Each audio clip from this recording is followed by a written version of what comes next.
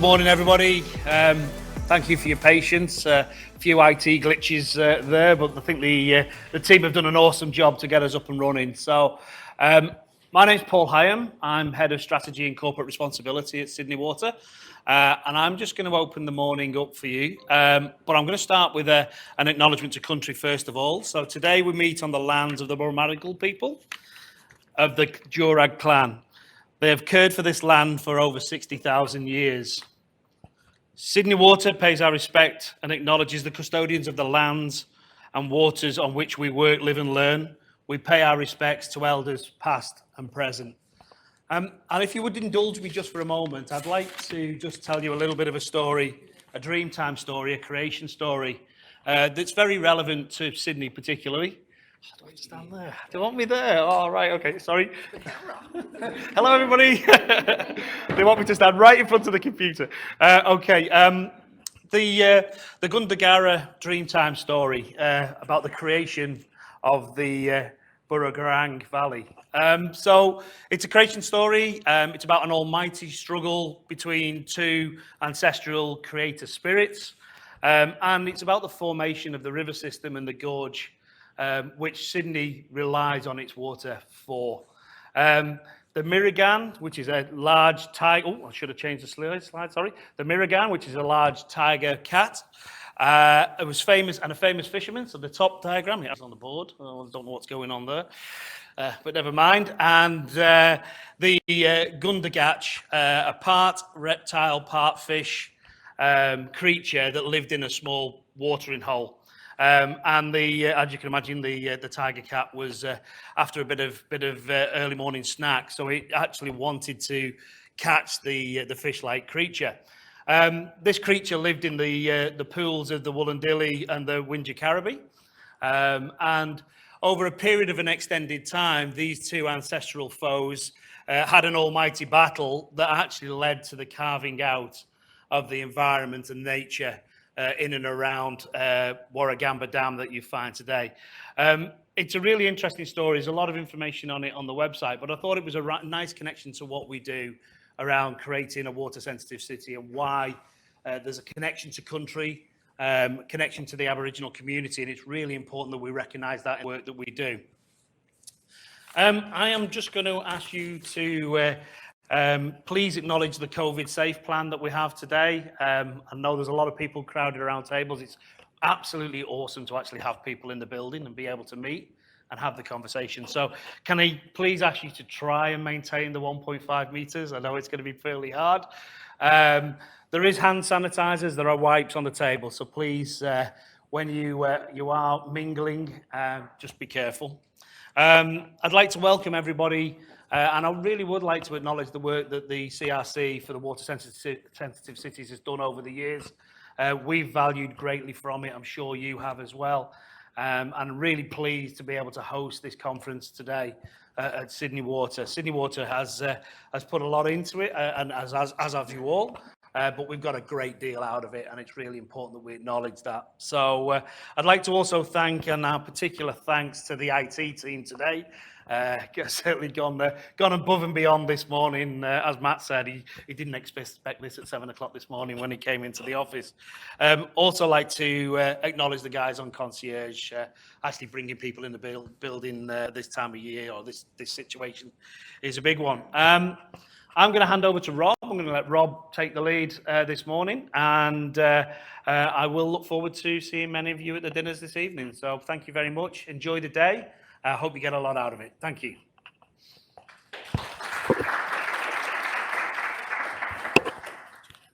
Thanks, Paul. So I'm Rob Catchlove from Wave Consulting. We have a really interesting day for you. I'm not sure if you realise, but the CRC is finishing up, and so this is the culmination of 9 years of research. So some of the things that you're going to hear throughout the day have been 9 years in the making. There's a lot of really, really interesting work that has gone on over this period. And I encourage you, I guess, all to think about where it's going to go next. That is the big question about what you can do in your organisation as an individual and as a whole industry. So, it is fantastic to be here in person And there's a lot to be said for, being able to connect and use this time to think about where we're going to go next. Welcome back, everybody. For those that have just joined, my name is Rob Catchlove. We've had a couple of really interesting sessions this morning. I think about half of us took an opportunity to walk down to Parramatta River and back. So we are now streaming on the New South Wales version of the CRC National Conference website. This afternoon we're going to hear a few different presentations. The title of this afternoon is really about integrating green infrastructure in design. So we're going to get a little bit more into the nitty-gritty of infrastructure things on the ground. This morning, I guess we operated a little bit more in terms of policy, transition, a keynote speaker around climate change and health.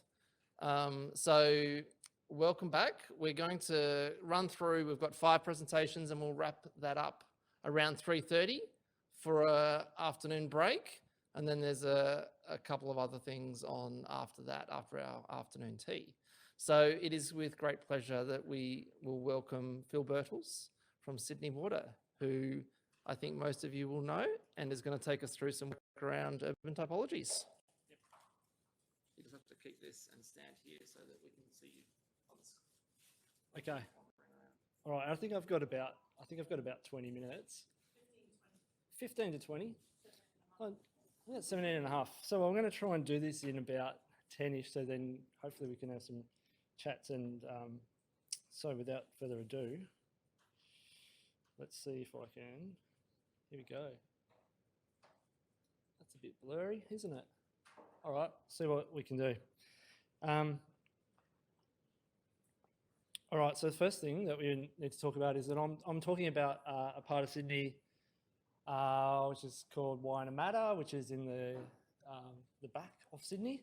And you can't read those words there, but I'll read them to you. Wainumatta is the Indigenous name for South Creek, meaning mother place. And Sydney Water respects the traditional caring for country restorative approaches practiced over tens of thousands of years by Aboriginal people, and we play our part to improve the health of the landscape by recognising and nurturing all values of water in our environment. In doing so, we and I acknowledge the traditional custodians and their ancestors of the lands and waters in Western Sydney, where we're working and learning the Dharawal and the Darug nations, as well as their neighbours, the Gundungurra. Their law, their traditions and customs nurtured and continue to nurture the sweet waters in this area, creating well-being for all. So we pay our respects to elders past, present and emerging. That little bit of text was written for us by an Aboriginal person in collaboration with the team. And really interesting that part of their thinking is about creating well-being for all, which is exactly what this bit of work is about.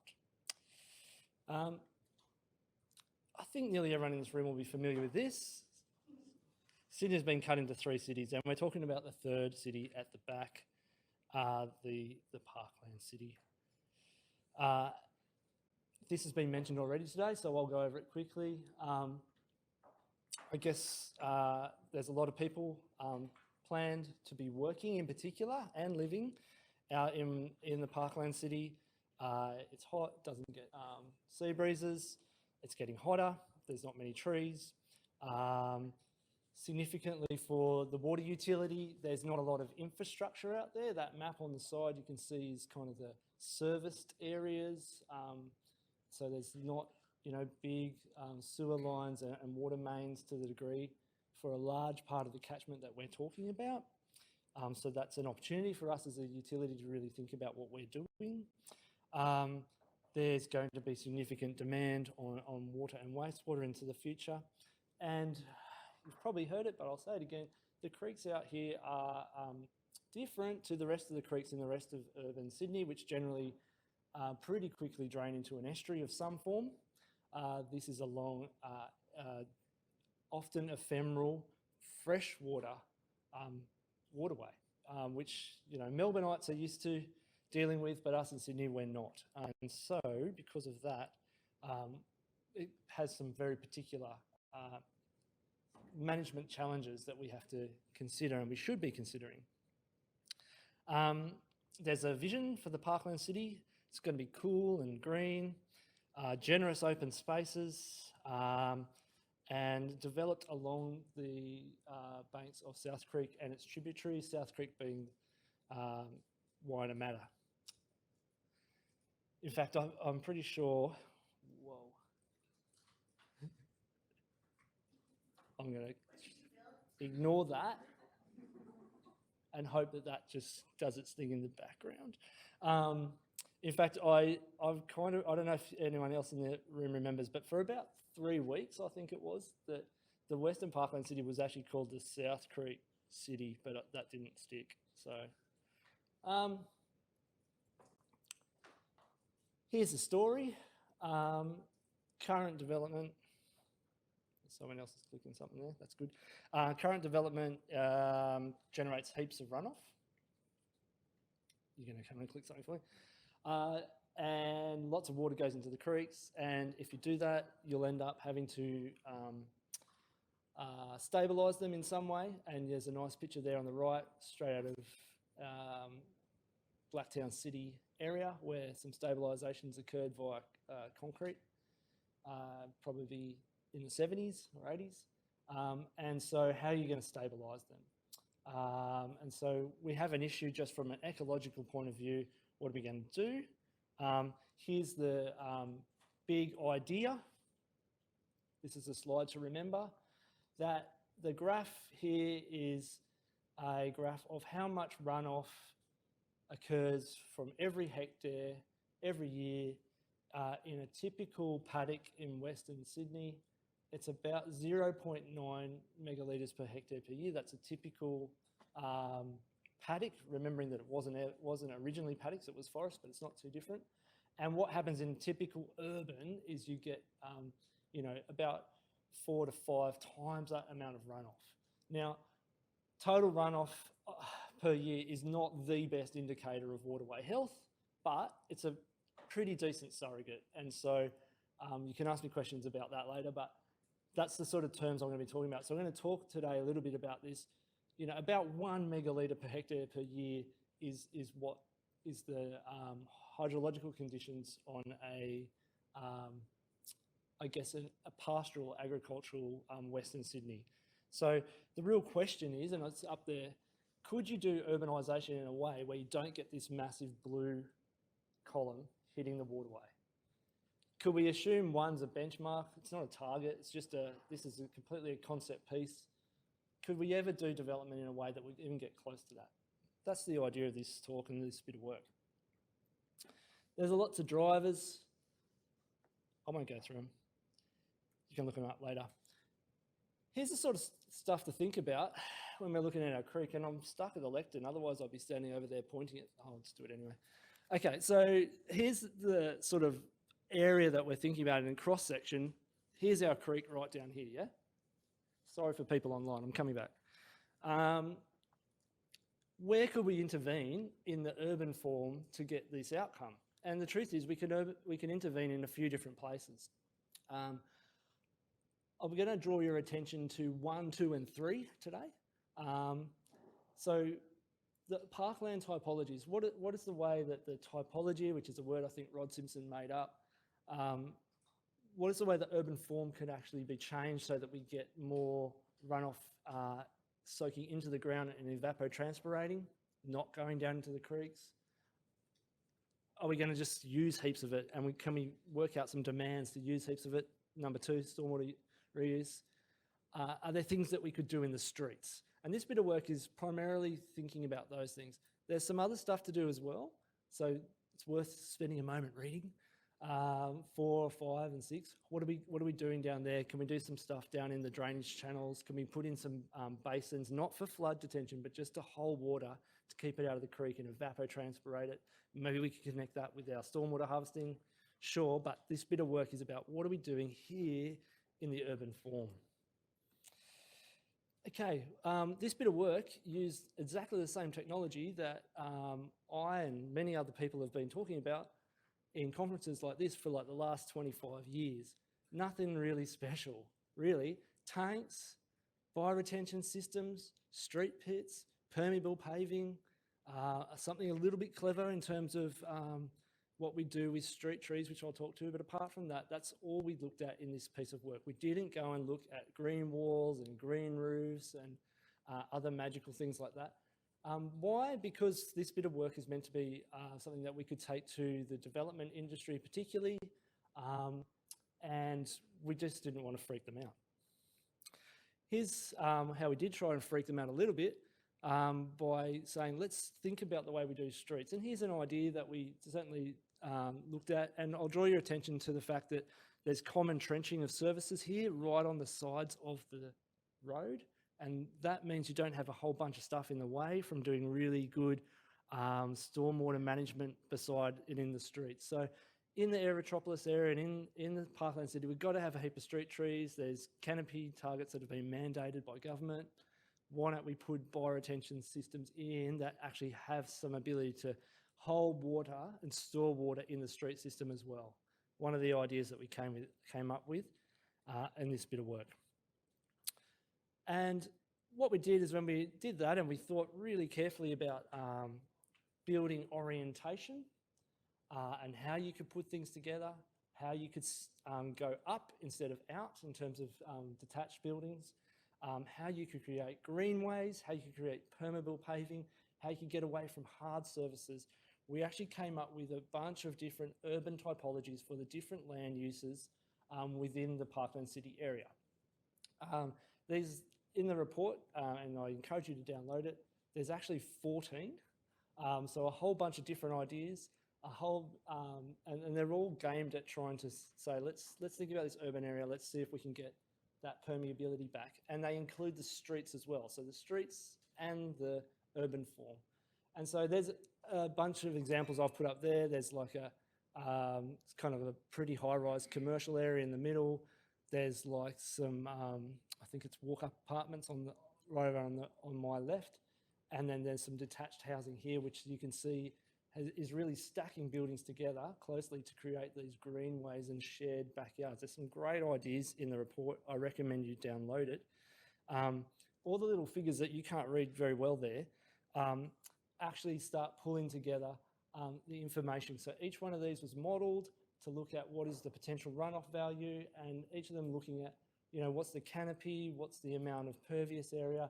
If we've got areas which are, say we can do permeable paving, well, maybe we'll consider them as being 50% permeable, et cetera, and we stack these together to try and max out the permeability. And really this is just a proof of concept idea, trying to say, can we still get the same floor space ratios? Can we still get the same lot yield? Can we bring in the government requirements on a whole bunch of other things as well? So you can see here, I've put this one up. This is a page from the report. And just to point out that some really clear work that was done by the architects that worked on this. It was Architectus, and the stormwater design, I should say, was done by Al Hoban at Bly Tanner. It's really trying to bring this together and look at other examples where this has been done before. None of this was completely hypothetical. We looked at other examples around Sydney and in fact around Australia and the globe where these sort of outcomes have already been achieved.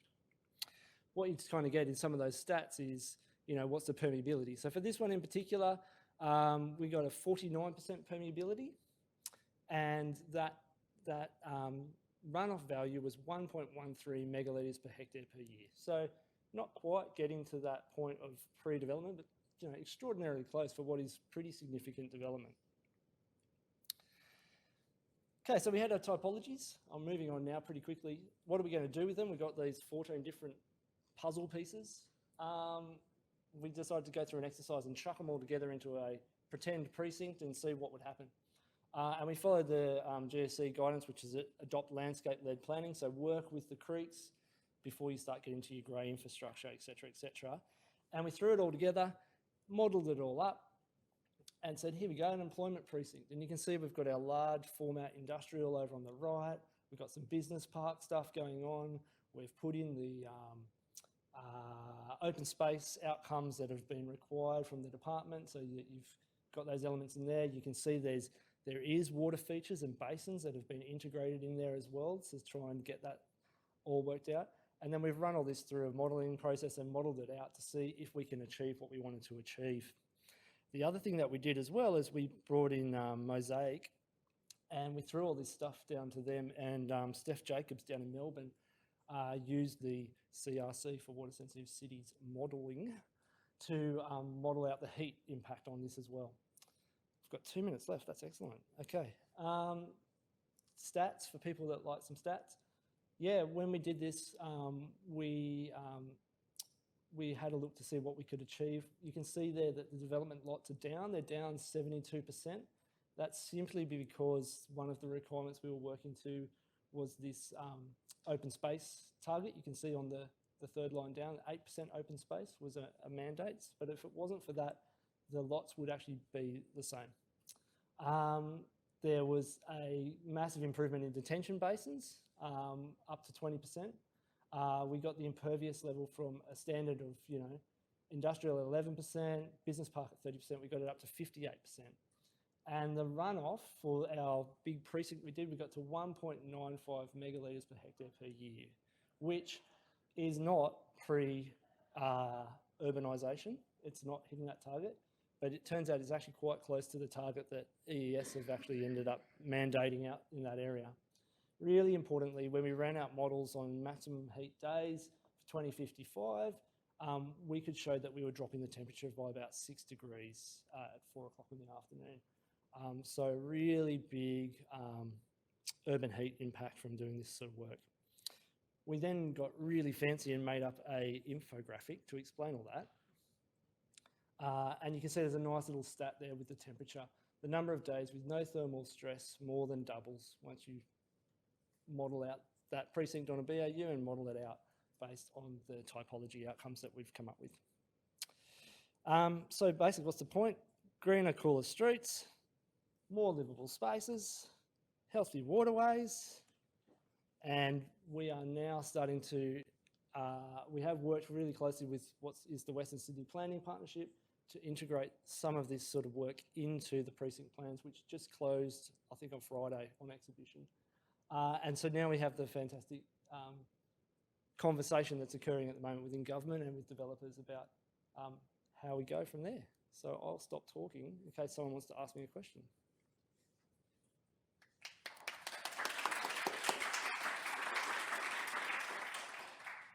We've got Right. time for 1 or 2 questions, so...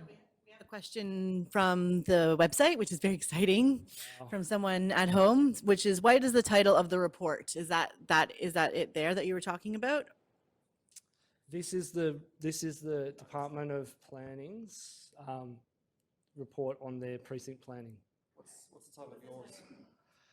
What was the title of the report you were talking about before? Yeah, I think it's called Stormwater Management and Urban Typologies in Western Sydney or something like that. I can provide the link, it's no problems.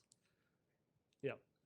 Oh, is that it? What's the title? Okay, yeah. I think you mentioned being able to download it. Yeah, you So can. if you It's go on to the Sydney Water website. Typologies, yeah. Yeah, look, I'm going to give you the cheat code because Sydney Water's website. Anyway, you've enjoyed the you've enjoyed the IT. If you Google Sydney Water West or Western Sydney, click the first page and it's on the right. Now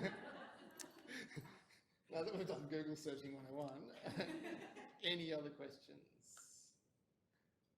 Are there any issues with salinity in that catchment? Because I know in some parts of Western Sydney, you start messing with water tables and stuff, you can push the salt up from the surface. Yes, it will. It's an excellent question, a really good question, and it's a conundrum. What's the most helpful thing for me to say? Yes, we've done lots of work on it. We've actually done a whole study looking at salinity, and we have pretty much taken the standard line in Western Sydney, which for those that have worked out there will know is just line everything. This is a conference, so let's chuck it out there. What is the problem with salt? What's going to go wrong? If we have, there's creeks in Blacktown that Craig will tell you run salty right now, and they've got stuff in them. There's some plant species that won't handle salt. There's some that will. There's buildings that don't like salt in Western Sydney, but we've pretty much solved that through engineering problems. Do we really know what happens when you plant a whole lot of trees and start irrigating? There's heaps of questions out there that we don't really know. So I think you could run a whole session this Arvo with different ideas about salt and what does that actually mean. But yes, all this work, we've taken a conservative approach and it will be lined, and we've recommended that it should be lined and that you can't just assume that it will infiltrate and you'll get your losses that way because of the potential salt issue. And just so you know, Justin found the report, and Beardsley Bancroft IV also found it using the shortcut. Wow, very good. Well done. Well, if they can just post it on the chat, then everyone can get it, right? There is actually there's a technical report on there as well, and it's split up into 5 bits because it was so big, but there's a summary report, which is the one you want, which is nice and simple. Last chance. All good. Thanks, Phil. No worries. We're going to move slightly east, but not very far, across to Blacktown. So Craig, come on down. And let's see if we can get this presentation up for you.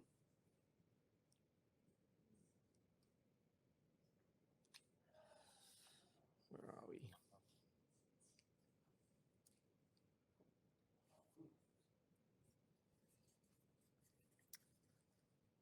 G'day everyone. My name's Craig Bush. I'm the Catchment Projects Officer for Blacktown City Council. Responsible for a lot of catchment planning and delivery of some the WSC projects. I'm here today to talk about our passively watered street tree prioritisation process in Blacktown Council with Rob Catchlove, who was the main consultant involved as well. So I guess today I'll just be doing a brief introduction and setting the scene, and then Rob will talk about the prioritisation process, and then we'll go into some details about how to implement this process. So for those of you that are not aware, Blacktown is the largest council in New South Wales by population. It's growing at a very fast rate, both in the Northwest growth centres and also in infill development. We've potentially over 200,000 people and 80,000 dwellings coming by 2036 from 2016. And with that obviously comes a lot of imperviousness, and it's predicted to be approximately 30 square kilometres of imperviousness is coming to Blacktown. And that will obviously increase temperatures and increase the volume of stormwater that's going to be generated. And obviously Blacktown, being in Western Sydney, there's got to be lots of impacts of climate change, mainly increased temperatures, so mainly the days above 40 degrees, shorter periods, but of intense rainfall. So we'll have some drought periods, but when it does rain, it'll be quite intense. Yeah, and it'll be drier. So as Phil sort of explained before, there's the 3 cities. Blacktown sits sort of kind of in the middle between the Central River City and the Western Parkland City.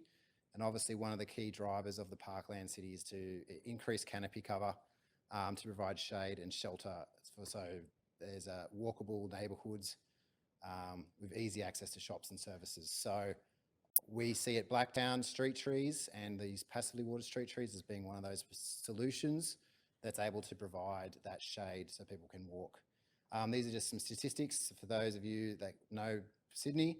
Understand that Western Sydney does not receive anywhere near as much rainfall as the east or the city itself, almost half. But the number of days above 35 is 21 compared to 3. And that's only increasing as obviously climate change changes. And our canopy cover in Blacktown, I believe, is only about 11% at the moment. So there's only up really. Sorry, excuse me. Also, there's the green grid. So there's obviously a lot of work in the state government trying to increase the amount of tree cover across the Sydney, Western Sydney in particular, and creek lines being one of the most important ways of doing that, but also streets is also another important way. Some also within Blacktown, we're part of the WESROC, so the Western Sydney Regional Organisation of Councils, and they've got this program or this sort of main document that's called to Turn Down the Heat. Again, this just delivers a few of those key statistics about why it's so important for us in Western Sydney to try and minimise heat as much as possible.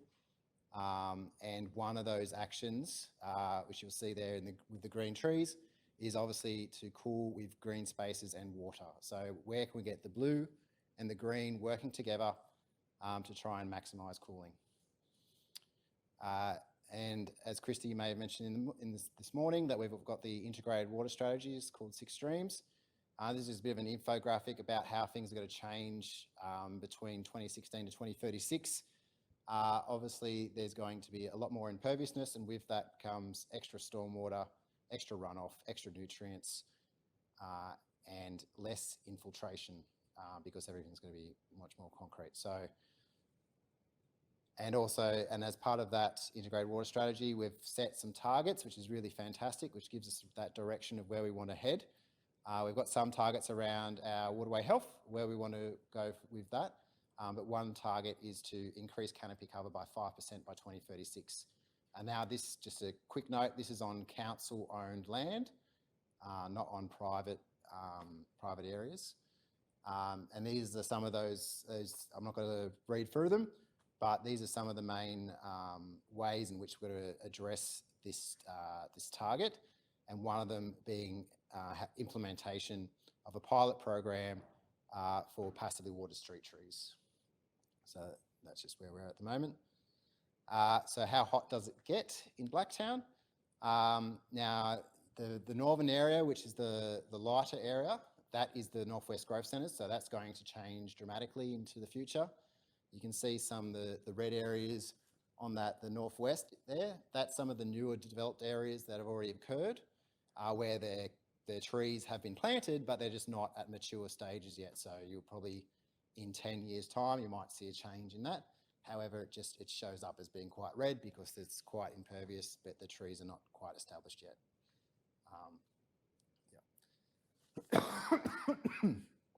Sorry. Existing canopy, and you can obviously see through all this down the southern areas, there's a lot of existing development that have occurred from the 50s to the early 2000s. A lot of that has occurred, yet we're still not seeing that canopy come through. We're still not seeing that come through. So one thing that we want to do is we want to prioritise where we can install trees in the streetscape to get the best return on investment, and also to see if we can make that dual blue-green infrastructure in the passively watered street tree project. So I'll pass it on to Rod. Oh no, sorry. I was just got 1 or 2 more slides to go, sorry. And everyone can see this. Basically, this is the CRC's document that I'll go to next. But basically, it outlined some of the main benefits of passively watered street trees. Obviously, one of the main factors is that they grow quicker, having easier access to water. They grow much quicker and provide much more shade and much more cooling benefits, but there's also a lot of other health benefits as well. And this is just a quick little schematic of from the CRC document, similar to what we've actually gone through with our design process, is using an infiltration trench. So harvesting from the street, we're actually using a pit rather than just a pipe, but then going into a trench that will then irrigate the street trees from there. But that's a really good document. I recommend people read it if they haven't had a look at it. Just to give a really good overview of all the different types of passively watered street trees that you can get. So now I'll pass on to Rod. Thanks, Craig. So I'm just going to quickly talk about the data we use to develop the prioritisation. So the question is, we want to increase canopy. We want to put more trees in. We want to put them in with passively watered systems because we know that they'll grow faster and we'll get better canopy and all the other multiple benefits that come from that. But there's a limited budget. So if we were to plant 100 trees, 1,000 trees, 100,000 trees, where is the best place to plant them? And there's a range of different ways you can kind of think about this. What we did in this project was actually bring together a range of different data sets and not just focus just on if there's space next to the road, not just focus on if there's a bit of imperviousness and we know it's already hot, and not just focus on is it just about a lack of canopy. So what this process was using a whole lot of the assets urban typology column there is a lot of the existing data that councils already have.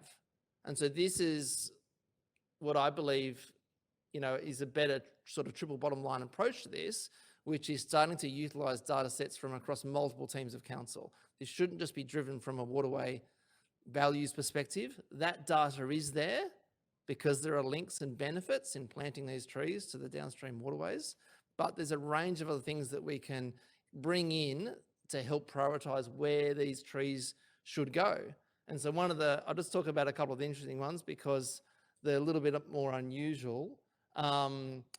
These two social ones. So CEFA is an acronym that the Australian Bureau of Statistics use, and I'm going to get it wrong, but essentially I always describe it as a really good data set that the ABS collects through the census process, and they then translate that into a social and economic advantage/disadvantage index.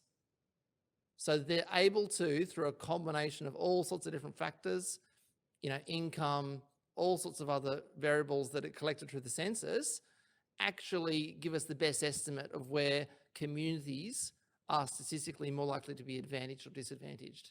So these kind of factors we brought into this process because of the opportunity to provide more walkable, cooler, livable local places that we believe these trees will be delivering.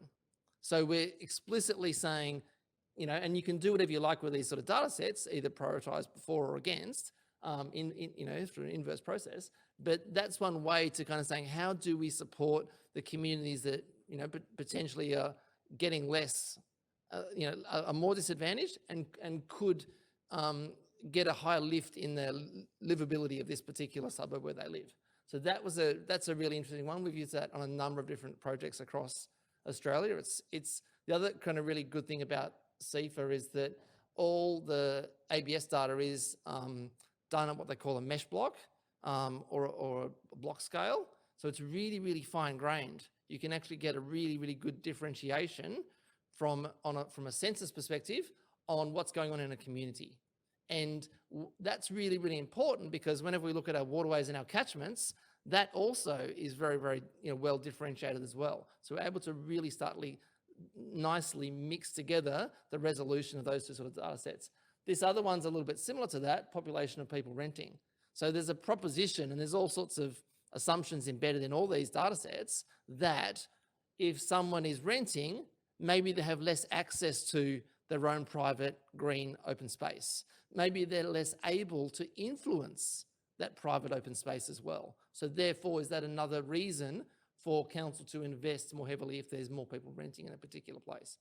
Then we have all sorts of other things in terms of, how many roads. Somehow I think I've missed off. We looked at how many schools were nearby, more likely to have that sense of walkability and the rest of it. So we're able to sort of try to really target and use a lot of really good asset data, as well as, of course, all our usual stuff around waterways, to figure out where is the best place to put these trees. What this produces is a really fine detailed map on where we think the priorities are. We had up to around about 14 or 15 different variables. So our colour scheme just reflects whether we got a tick or not, and there's some thresholds obviously introduced into this. And hence the redder the area, the higher the priority it is. And as you can kind of see, it does have these clumps, these quite finely tuned areas, which to me means the process is working. We're actually getting a really better resolution of where we would like to plant the trees. That's just a histogram to kind of indicate the distribution of that. So naturally, a whole lot of places usually end up meeting some criteria, but not others, so they're in the middle. But it gives us a really good opportunity to hone in on, if we have a Greening the City grant to go out and plant some trees, then we can immediately hone in on that very top sector. the process, divides up the LGA into over 3,000 unique segments. The data, of course, is never perfect. It's always got, gaps. It may be 10 years old in terms of the asset database. There's all sorts of issues with it. Craig's going to talk about why there's a need to not just accept these results as they are and go on further into the verification implementation of it. But I need to wrap up so Craig can actually do that. Here you go. Okay, so once we've got the map and we sort of identify some locations where we could potentially install some trees, I guess the next step is site verification. So you actually, Google Earth or Near Maps now provides that perfect scenario where you can just do it, most of it from your desk, rather than have to physically go out there and have a look. However, there are certain things that you can't pick up from that. But what you can pick up is, is there already existing trees? Has there trees been planted there in the last 6 months that this mapping hasn't actually captured? Where those utility power lines are, again, determines on what trees you can be implementing and the land uses and stuff like that. So at a quick glance, you can sort of see what's happening, but then the ground truthing comes in where you go out and you look at what's actually out on site, where the stormwater assets actually are, because again, our stormwater asset database is wrong very often. So you need to go out and make sure you check it. Look for things like where those little services are and stuff like that. If there's things like bus stops that have moved, like in this photo, there's a gate there, so you might not actually see that if you're just looking on it from an aerial image. So you've got to make sure you've got access for maintenance and stuff like that. Then the next step would be you dial before you dig and to take some photo points for future reference. So during the design process, I guess one thing that we sort of focus on was what are the main objectives of the project. So for our passively watered street tree project for this trial, because most of the funding is actually coming from our stormwater charge, we want the stormwater to be the focus. So how can we make sure that we harvest as much water as possible, put it into a trench and lose as much water as possible so it doesn't go downstream and impact our creeks. And then obviously as part of that still provides irrigation for street trees and tree health. Then you consider those height constraints from the verge widths and stuff like that, internal and external consultation, get some draft concepts up and some costings, and then review that back onto the project. And then again, consultation before sign off, and then moving on to final design, construction, and then setting up a monitoring plan. So I guess from Blacktown's experience of using this prioritisation system, we found it quite advantageous, basically because there's, in reality, you're just working with GIS layers, so it's a fairly minimal outlay to get all that information together. It's easily modifiable, so as Rob was saying, that there's all these layers. Technically, we could turn on and off whatever layers we wanted to, so if we wanted to focus on a particular outcome, whether it be flooding, we turn off all the ones about playgrounds and all the other things that don't matter and look at flooding. We can isolate those layers. It's quite visual, so if you take it to your managers, executives, you can easily sort of show them, look, this is where we want to do the work, and there's actually a data set sitting behind it, so they can't really argue against that. And this can be implemented for different project types, not just passively watered street trees, but just also normal street tree planting. And it's quite easily, once you understand how the GIS system works, it's quite easily modifiable. So when new data sets become available, you just update it and progress as normal. One way that we have used it is in our catchment management plans. This is just a very draft map that highlights some of the different projects that we might be implementing over the next 30 years, with the pink squiggles being the high priority passively watered street tree locations where we could potentially be having an impact on that downstream waterway by minimising flows. So that's some of the criteria of how those sites were selected. So looking at the water quality and selecting it basically because the sites are so tight, we can't have a big downstream bioretention system we have to do it up in the street. So passively watered street trees might be the only option for that. So that's it. Thank you.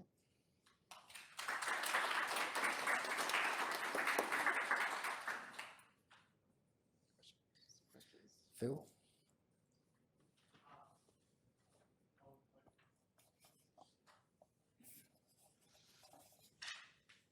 I can't believe I'm asking this question because usually it's councils that do this to me. Maintenance.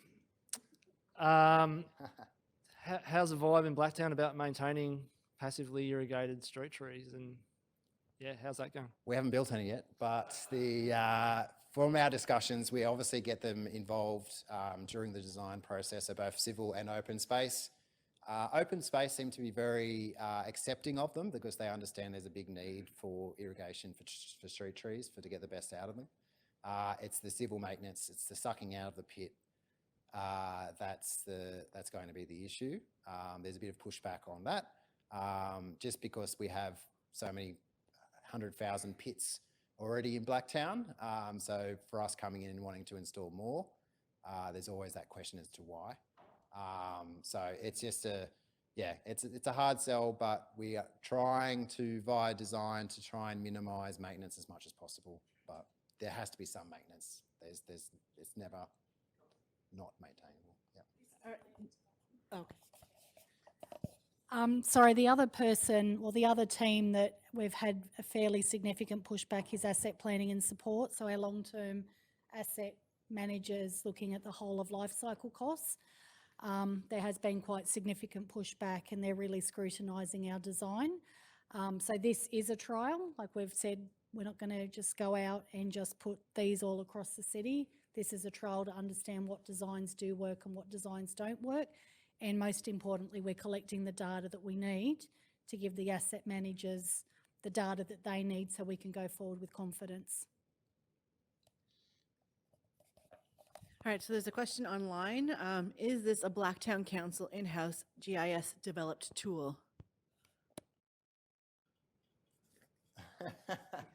I guess it was through the project that the prioritisation tool was developed. So Rob developed it in-house using our data, basically, or data that was freely available through state government website. So I guess you kind of could say it was, or it can be. I think it's very replicable, is that the right word, to other councils, because we're either using state government data or council's own data, or ABS, I guess that's federal stuff as well. But in terms of a process, it's a pretty simple algorithm method that's, I assume that everyone can get access to this presentation that pretty much outlines how it all works. So there's no reason why other councils shouldn't be able to very easily apply it. So Layers on top of one another. yeah, so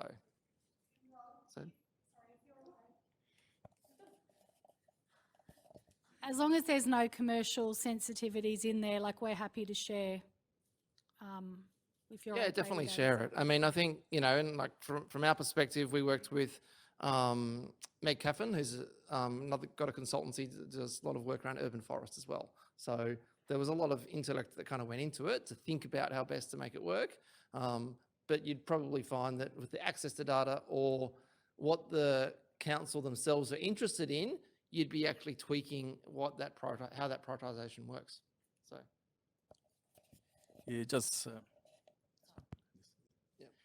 one question. In terms of process prioritization, obviously a lot of those indicators can be quantified. Urban heat and social indicator from ABS data. How do you apply? So do you use quantitative values or qualitative values to prioritize those areas? yeah, we made a real effort to make sure that they were objective and quantifiable data sets. I guess, and that was my concluding point, was saying, look, the model spits out a prioritisation across 3,000 odd different places across an LGA. The decision making that a council goes through to determine where exactly they're going to go out and build and invest is based on site issues, as well as everything else that goes on across council. There's all sorts of other objectives to reason why you would invest and go through a urban upgrade in a particular place. So, but from our perspective, we believe that when we talk about some of the social disadvantage, access to education, walkability, these things we've got to try to figure out how to create an objective, spatially, orientated database that will sit underneath it, that then we can have a more informed discussion. I mean, the presenters this morning talked about evidence-based policy. So that is what we believe we're doing, is trying to ensure there's as much data and evidence that underpins this. Beth? Alexa has a question online, which is, what's your take on the salinity risks? That's a bit cheeky of Alexa, isn't it? She's left the room know, and she's she popped a snuck little out and question then she- online, but fair play. So Craig, salinity. Thanks for handball that one. Yeah, no, it is a consideration, obviously, and we will, as part of the construction, be looking at salinity and taking soil samples and analysing that as part of that process. And some of the systems will be lined if we are trying to maximise the water availability for the tree as much as possible, but some will not be lined. So yeah, it will just be a test and see at this point, because it is a trial. Most of the trial sites are not near people's houses. Most of them are actually in public reserves. So it'll be a good opportunity to see what happens over time. Cool. Shell Harbour was also interested in the answer to that question, so it's not just Alexa. All right, we have time for one more question. David, you got one? Awesome. So I'm just wondering about the process of consultation with the community in regards to the street planting program. Can you just outline what you've been doing there? Because I know at Hornsby we just went through a similar process of, we put 25,000 trees in 2 years.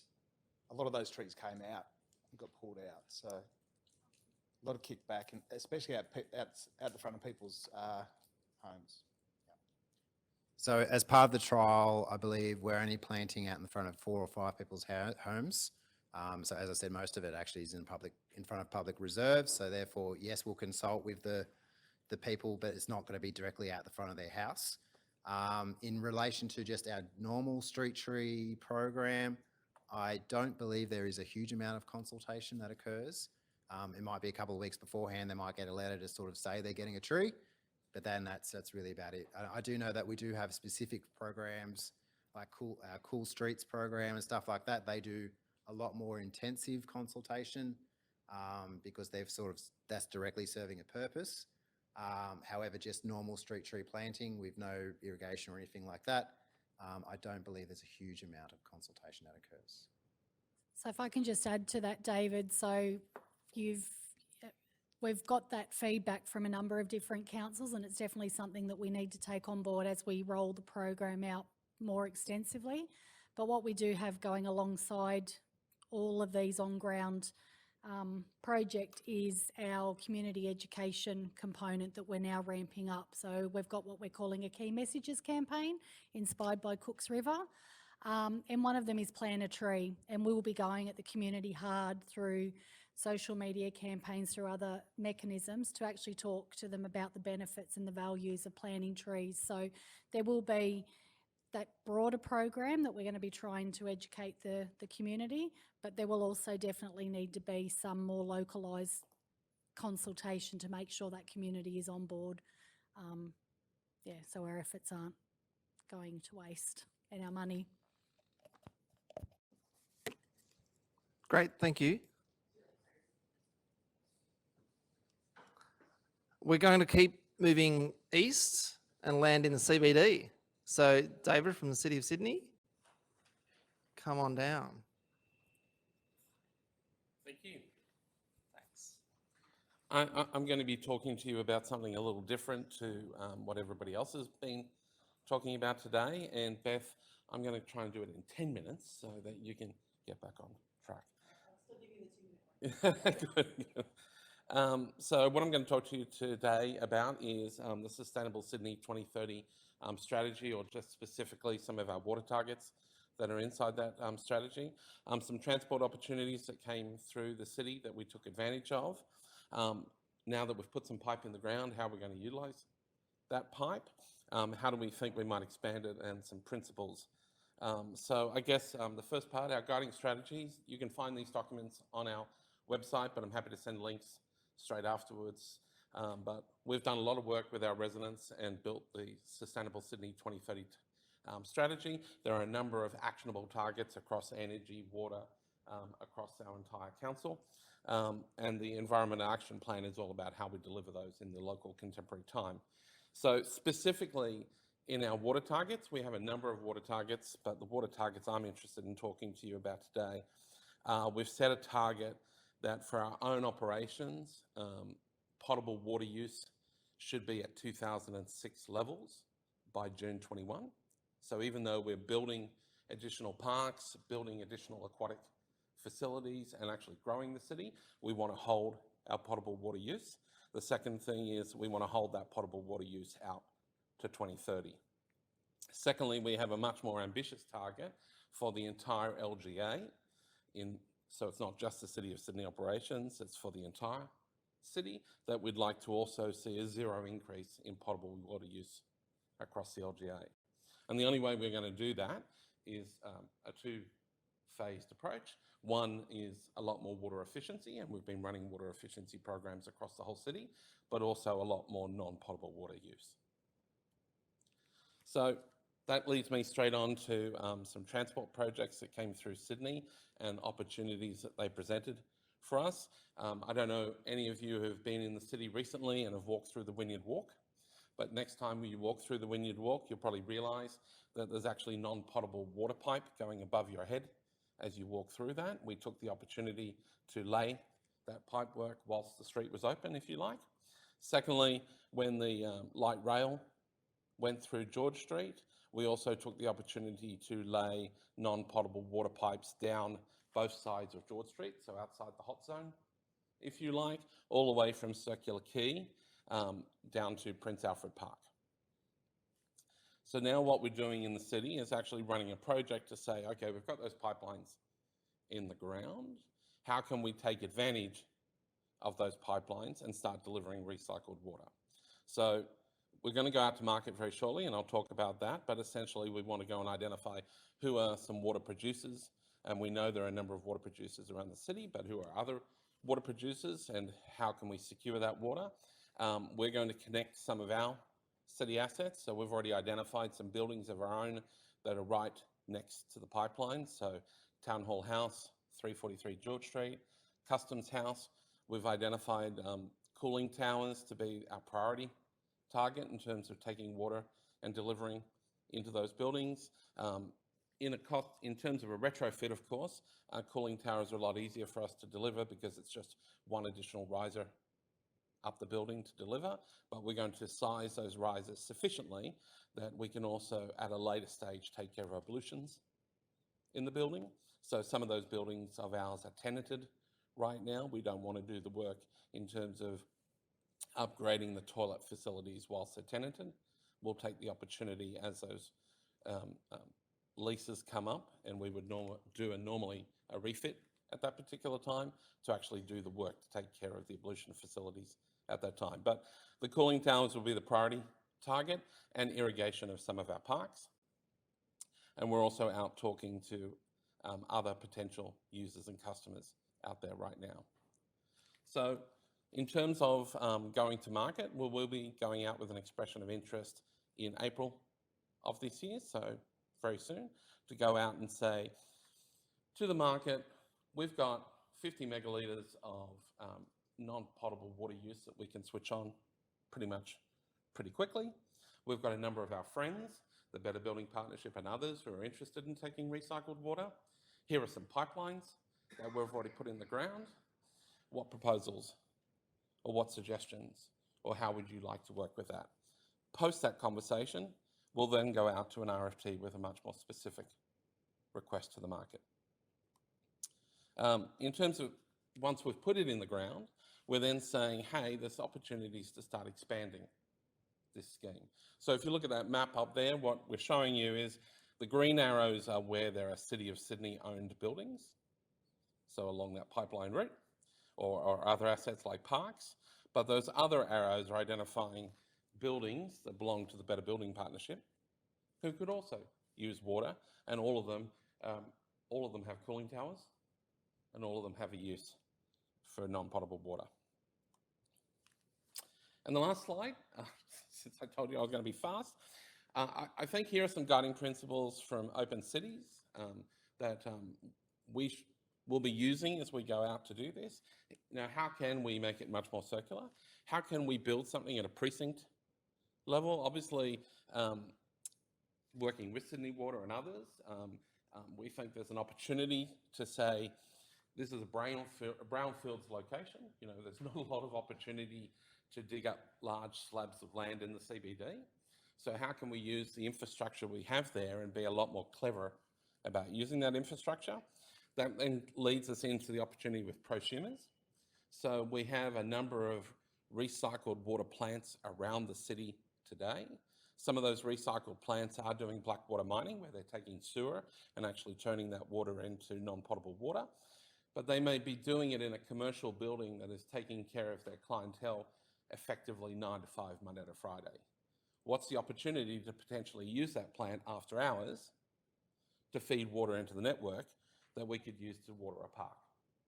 So how can we use the technology a little bit more cleverly and take advantage of people to be both a producer and a consumer of water, which then takes us down to the path of smart assets. Once upon a time, I think everybody thought that metering water on a quarterly basis was kind of okay because you could do that for billing purposes. What we're suggesting going forward is we need to meter water much more real time. We need to be making decisions much more contemporaneously in terms of what does the network need now and what does the network need tomorrow and what is available and what's not available. So that probably lends itself, if you're designing a new kind of network, to perhaps something like solar feed-in tariffs. Somebody's got water and it's available in their building to supply the network now, but the network doesn't need it. We'll take the water at a lower cost. Or somebody's willing to supply water now and we desperately need water in the network, perhaps we could pay a little bit more for that water. So that was pretty much what I was going to talk about today. I told you I'd do it on speed. If anybody's interested in receiving the EOI, then feel free to reach out. Any questions?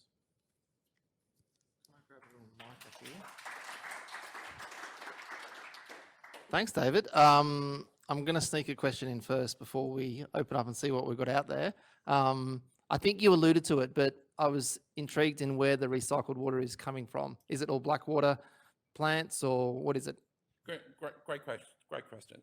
There are a number of black water plants in the city right now. So Lend-Lease and Barangaroo are black water.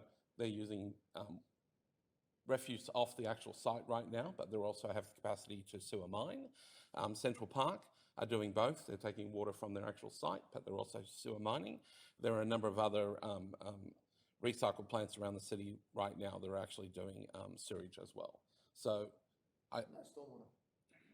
in the city in the CBD, I don't think there's any stormwater schemes right now. There's a little bit of roof capture over at the Central Park scheme, but we're open to any suggestions. So we're agnostic. We're looking for the right solution, but equally, we think the right solution might be multiple water producers. All right, I have a question. And I have the microphone, so I'm going to ask it. My question is around the price of water. Because so when you compare like electricity and water, you know, water's so underpriced. Is this going to work with water price the way it is, or is this anticipating that the cost of water is going to go up? That is a great question. I think for the council, what we're going to do is we're actually going to go and put risers into our buildings. So we're doing it because we think it's the right thing to do. We're not doing this to save money for ourselves, but we think there's an opportunity once we've got the network running out there that others might actually start building the infrastructure into the new build as they build. Obviously, it's a lot more cost effective to actually put the dual plumbing in at the time of build than to do it later on. Having said that, you know, putting a riser up into a building at a later stage is a relatively effective way, but it's a great question. You know, the cost of water, I've got to be careful of the audiences out there, but the cost of water is probably, the cost of water is a little cheap out there right now, and it doesn't motivate people to do the right thing. Having said that, you know, this is a great opportunity in the CBD to find ways to actually find alternative water so that we can leave water in Warragamba Dam. So for actually every extra kilolitre we can use, that's water that stays in the Western Parkland City. We'll go to Sir first and then Dave. Okay. Yeah, actually, I got three parts of question. because, Okay. The first part, because these pipes which are sitting underground, so these are right now empty. It's not operational. That is one thing. So are they running active or? No, no, it's not operational right It's now. not We've put the operational. pipes in the ground. Right, We've surcharged Yep, the yeah. pipes, so we've actually pressure tested. We've pressure tested them, Pressure tested, right. but they're just waiting for us to connect to a water And supply. the second question, in terms of cooling tower, how do you negotiate with all those commercial operators in those buildings? Because there are a lot of buildings across Sydney CBD.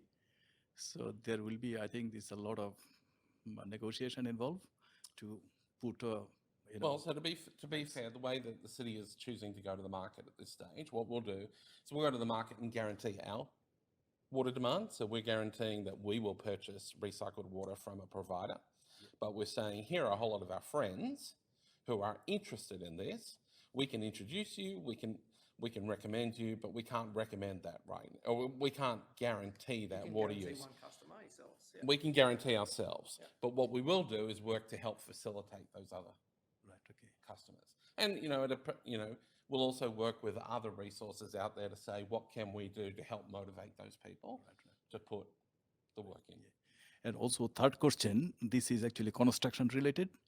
If you connect your recycled water pipe with existing black water pipe underneath the basement or maybe barangaroo, what type of construction you're gonna do? Is trenchless or open cut? Great question. In terms of how we're going to solve some of those problems right now, we actually haven't got down to that particular design stage. But, what I can tell you is that for some of the connections to the buildings, we're actually going to have to do the cut into the street to actually put the pipe in, but we'll seal it afterwards. All right, there's a question from Emma from the Illawarra Joint Organizations of Councils saying, how is the City of Sydney building that shared ownership management of the water and encouraging the building of a recycled scheme for the city? Well, I guess our first step is to say, hey, we've put these pipes in the ground. We're going to go out to market and say, what does the market tell us? But we're already in a discussion right now. In the city, we have a number of partnerships. One of the partnerships being the Better Building Partnership. So we've already gone and started having conversations with the Better Building Partnership about this is what our proposition is, this is what we'd like to do. And the Better Building Partnership have said that they'll endorse putting their water use into our expression of interest. So we've started that conversation, but we think by building it and actually connecting ourselves first, then we can have a much richer, longer conversation.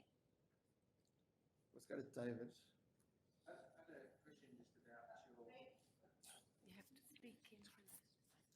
Sorry, I had a question about the having multiple producers and how that works in terms of. I don't think there's any system that kind of has that. That's not under one joint producer. So how would you maintain the water quality and control that network of supply? I guess. Yeah, look. That's a great question and one that we haven't got to yet. We were going to go out to the market and see what the market actually says. The market might come to us and say, as an organisation, a consortium might come and say, hey, we want to be the network operator and we're going to be the people who would like to be the people who have the supply agreements. But we haven't resolved that level yet. What we're just saying is there's an opportunity out there to use multiple producers. So we'd like to have the dialogue with the market as they're preparing their responses to say, don't close the door to this. Think about how you might resolve that problem. Craig, Mike. On that, I guess, how would it work with the WICA requirements? And I guess if it comes through the one person, I can see that would. Explain that. Everyone might not know. The Water Industry Competition Act. So I guess councils are kind of exempt from that if they're supplying and using the water for themselves. However, once you're actually starting selling the water to others, you then need to have a license to do so, and renew that every now and then. Barriers and impediments. There's legislative selling requirements. alternative Yeah. So I was just wondering, I guess has much thought. I guess have you haven't had a chat to the WICA people in relation to this, how this will work if there is multiple suppliers and then multiple end users of the water as well? Yeah, so great question again. We've anticipated that this scheme is going to need to be licensed under the Wicker Act, so we've already flagged that. We've already had some preliminary conversations with IPAT and others about how we might go ahead and achieve that. But having a conversation about how we solve the problem of multiple suppliers right now is premature to actually going to the market and seeing whether a proposal comes forth that says there's multiple. So we've flagged that as an idea. And again, we think the way to probably solve some of the hydraulic questions might be to have a supply at this end of the scheme and a supply at this end of the scheme. Do they have to be the same supplier? And if they're not the same supplier, then how do you resolve that? So clearly, some form of network operator who takes ownership of the quality issue would be the logical solution, but then work out how they actually measure the quality coming into the network real time, which is when I said back to this guiding principle of smart assets, we need real time contemporaneous assets that are making decisions to go, this water quality is not good enough, let's switch off access to that until we can actually resolve that issue. All right.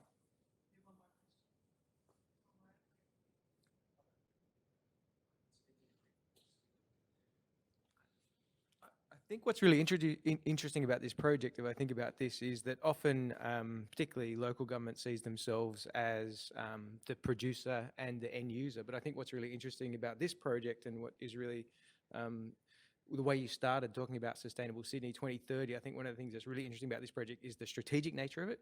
The City of Sydney sees itself as neither the producer nor necessarily the end user, but the strategic water broker in the middle. And it's not technical complexity necessarily, it's the organisational complexity that is the challenge on this one, and it's really great to see it. So, yep, congratulations. Is that a follow-through question?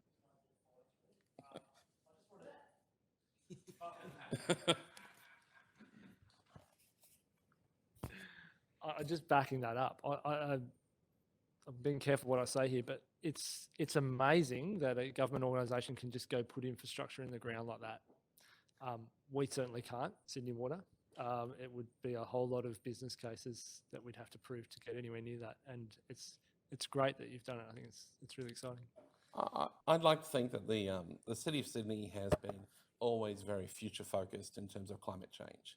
Our residents have told us through survey after survey after survey that climate change and resolving climate change is their number one priority. So more than 90% of our residents want us working on that and actioning that, and using recycled water on a more holistic basis is one of the ways we've said that we'll combat that. And we take green reports out to the city, out to our residents on a 6-monthly basis to tell them how we're tracking against these targets. And we have quite a lot of interest from our residents about that. So I think it's part of what the council does and what the council's been very successful in doing.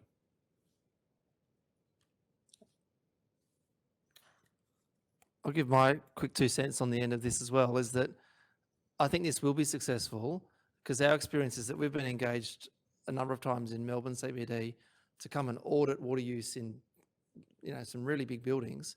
Never once has someone said to us, you must deliver us an answer and a water saving solution that is below, grid water price. It's never about the price.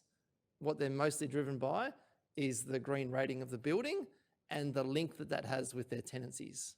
So these are building owners, they own the property in the CBD. So I think, this will be a really interesting one to follow. The other thing I can also tell you on that is we already have some new buildings coming and talking to us about their planning and designing to actually size the recycled water plant in their building bigger than what they need for the building so that they might plug into a future network. Fantastic. Thank you.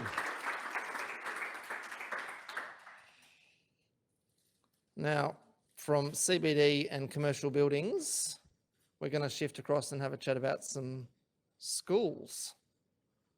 I can't find bottom. Second one. Oh no, sorry.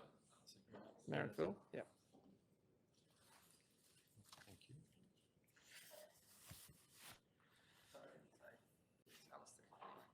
you. Yeah, sure.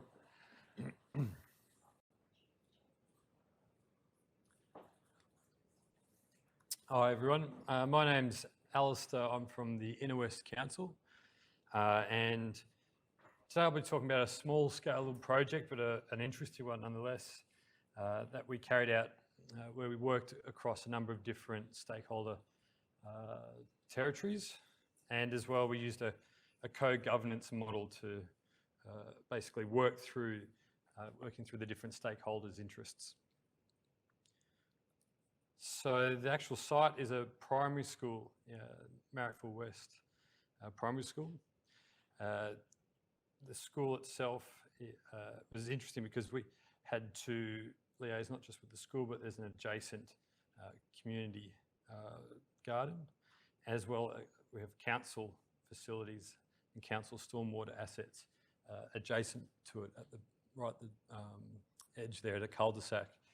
So the actual project itself, and I'll go into more details later, it ended up installing a lot of water-sensitive urban design aspects, which came to benefit all the different stakeholders involved, but there was a big process to try and get that across the line.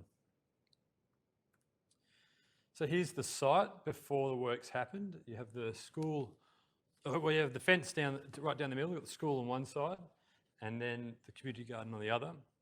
And there's a heritage substation that sort of has the fence connecting into it at one end, and at the other end of the fence, you've got the council road and council stormwater running into that. So this was just sitting there.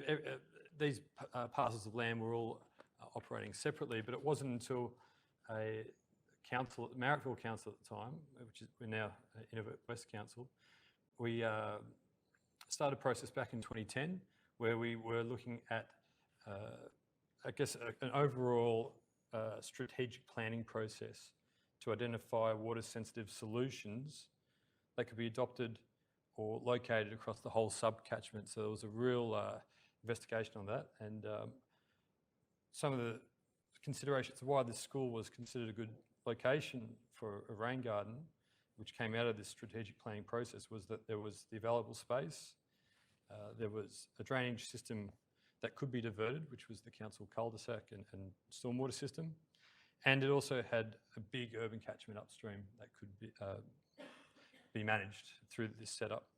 So that process of strategic planning was back in 2010, and after a number of funding gateways and a number of tender processes, the actual construction was able to take place, and by about 2018. So it took a long time to get to actual in-ground, the setup with the landscaping and everything in place. But it was, and we've still got some other issues which I'll touch on later on. So basically, as well as the main stakeholders, there's also follow-on stakeholders. For example, the school had to liaise with the Department of Education because they essentially own the land. There was the community garden, but there's also other community groups that utilised that little area that had to be spoken to. And even within council, there was all different departments that had to be, like the project management team, the urban ecology team, stormwater team, everyone had to be consulted for this to take place. So this is a view after an aerial after it was constructed. And I guess to simplify things, I'll just take you through a journey of how the stormwater travels through the setup. So water starts its journey from the stormwater pit. Before that would have been diverted off to a greater stormwater system downstream, going under the school, but the localised stormwater is now drained into this biofiltration pit at the bottom of the school end, right next to the substation. So that biofiltration pit was constructed with a number of pipes, with a number of filter mediums. And that's the first line of where water gets filtered out, and a lot of contaminants and sediments get from the stormwater get filtered out.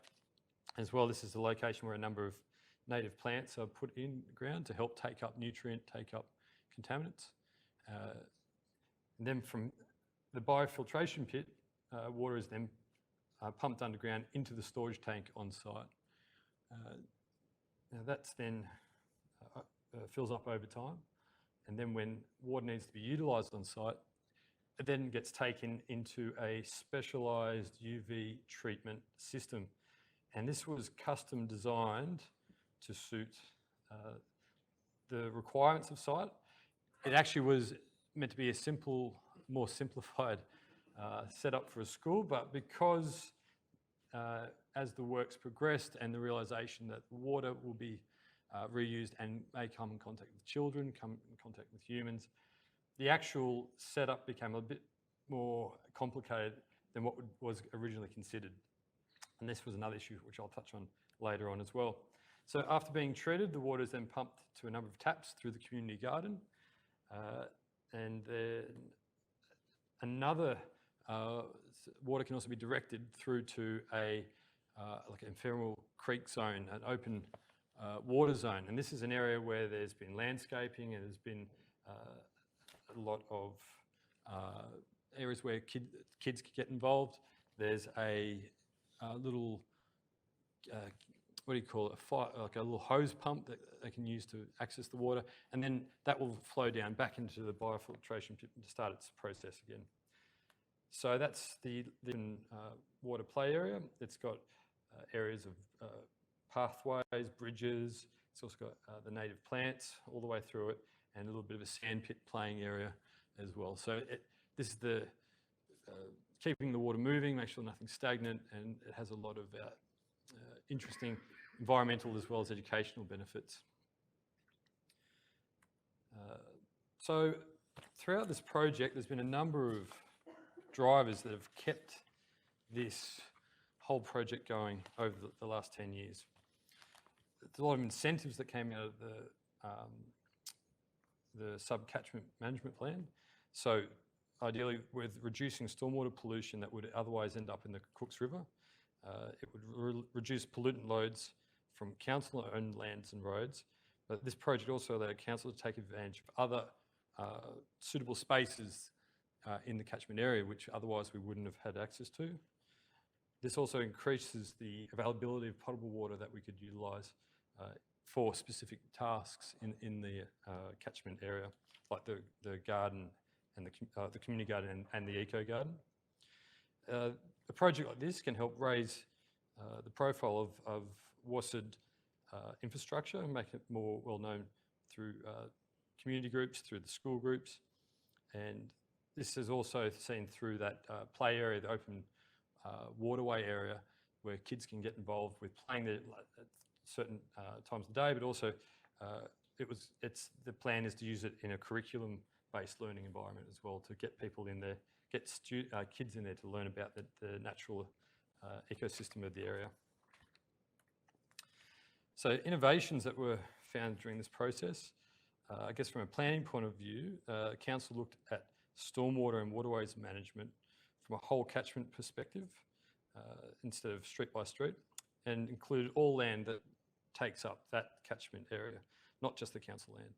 And by doing so, we could identify the relevant stakeholders to include and approach in this process to realise what solutions could be made available. This also gave council the social licence to look beyond its existing boundaries and to think differently and explore these different partnerships. So the co-governance model, the project involved representatives from Marrickville / West Council, the primary school, the Department of Education, which has the land underneath the setup, local community groups, Sydney Water was involved, and also academic researchers. Stakeholders used a co-governance model, which is an inclusive and deliberate approach that emphasises public involvement in planning, designing and managing traditionally government functions such as providing urban water services. So yeah, a lot of different people, a lot of different people at the table. So we managed to get everything built and everything put in place. So other innovations was the technology, and this is once again inside that cabinet. So the actual plumbing, the actual filter system was very complicated, a bit more complicated than what the groundskeeper at the school was used to. But there was a lot to gain from at least learning from how it functioned, and once it's up and running, it's very much self-sufficient, being a computerized system. Also, just the actual landscaping, applying the WSC principles and seeing it in action, that was also something that was, wouldn't say innovative, but it was way it was placed for both the community to appreciate and also the school to appreciate. It was interesting. So a lot of good outcomes have resulted from the project. With healthier waterways, diverted stormwater reduces the pollutants entering the Cooks River. There's improved amenity. These green spaces allow people from the community groups and for the school to come in and see what can take place with the eco garden design and the principles of reducing rainfall runoff. And roughly from research, the harvested stormwater supplies around 70% of the demand for the local, for all the stakeholders, so the community garden, the school, and the open water zone for which it runs for. So basically working together on a place-based project has strengthened community partnerships. That we've all gone through this together. We've all shared lessons learned, and that's sort of brought everybody involved a lot closer. The dialogue's been a great side effect as a result of the project. As an engineer working on the project from council, I've learned a lot about multidisciplinary aspects of it, everything from the WSC side of things to how the landscape has got their plumbing installed, and then also having to look under the hood of the little pump system and trying to understand how it all works. Also, the school is also encouraging all that from this they can launch into a whole lot of educational and learning opportunities, from water to natural habitat to sharing to seasonal changes. And this is something that we're hoping to get more involved with as an organisation as the years go on. So some important lessons learned as well. One of the key things is to gauge all stakeholders early in the piece. We found that the Department of Education, this just wasn't it was such a unique project. It wasn't something that they could tick and flick like they have come across previously. And they took a lot of time to understand how the project worked and where it fit in their risk register. The school itself and the principal maintained, as well as people in council, maintained constant communication to get it up and running, and they were very passionate about seeing it all. Then the follow-on stakeholders that had to be, especially in a government situation, they had to be satisfied about everything that took place. Another key lesson, which I can't stress enough for any project, is to have all agreements understood, agreed to, and in writing well before the tender is carried out and before the turning of the soil. This prevents misunderstandings happening later down the line, and also if not everything's agreed to, it can hold back the potential of what the project could be. Thanks. Recognise how these complex projects require a lot of broad skill sets to get involved. And that's not just from the technical point of view of what a lot of our backgrounds are, it's also, in this case, there was a legal, we needed a lot of legal advice on how to bring in everybody's point of view, everybody's requirements. So council's legal department helped with a lot of paperwork, a lot of facilitating between the school, between the Department of Education, the council itself, and the community groups on methods and, I guess, paperwork and agreements on how we can continue, have the project continue with.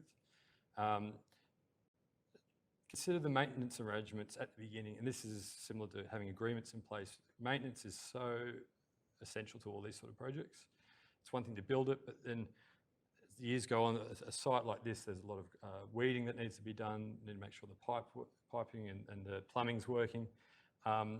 This is one of the aspects that wasn't agreed to and is still in the process of being agreed to. We've seen a result of this is that 2 years ago, the rain garden just stopped working, and no one was there to sort of pick up why that was the case. After a lot of opening the hood on the system and looking at how things were built. It just turns out that without rain, a rain garden won't work appropriately. So it was tapping into the local potable water supply, which was costing the school. So things like that, there wasn't really, this is all apparent now, but it's important to have these agreements and what to do in case of emergencies in place. And then, yeah, don't really underestimate the effort involved with realising these complex projects.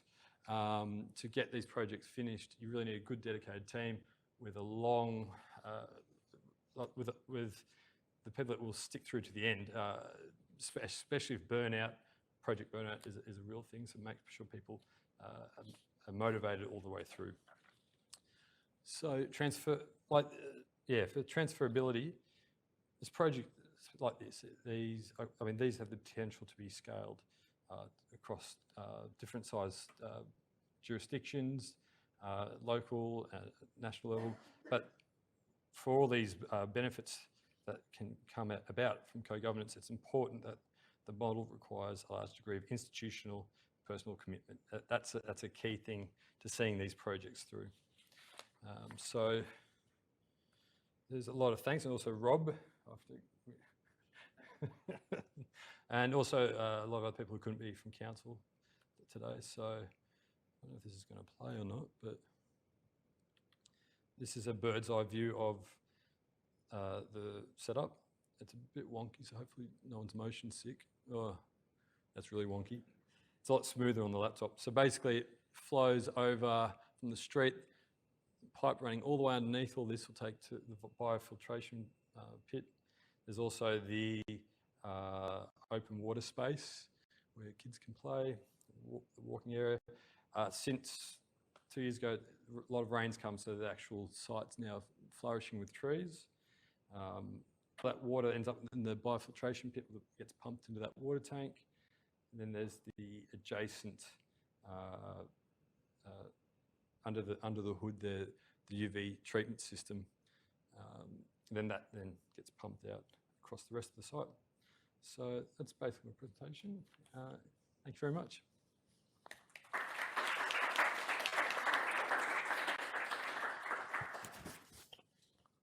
I'll use this one. It's all good. Thanks, Alistair. I mean, fair to say Ruth, who's the principal, and Jean at council were two people that, lost a lot of sleep over this project, put a hell of a lot of effort into it. So the fact that it exists in the first place is a function of, a couple of key individuals that really worked hard on that, didn't they? We're going to try to have one or two questions. Let's go for two. We have one online right now. One online and one in the room. Let's go online. So Elliot Stewart has asked, has council assessed the quantum of future opportunities of this kind, and what are the barriers to getting them developed? Yeah, right. Look, this is definitely a test case, and we're still learning the ropes from this. So I think we'd really like to appreciate and do a similar sort of initiative. And our council isn't as big as some of the other, like Blacktown Council.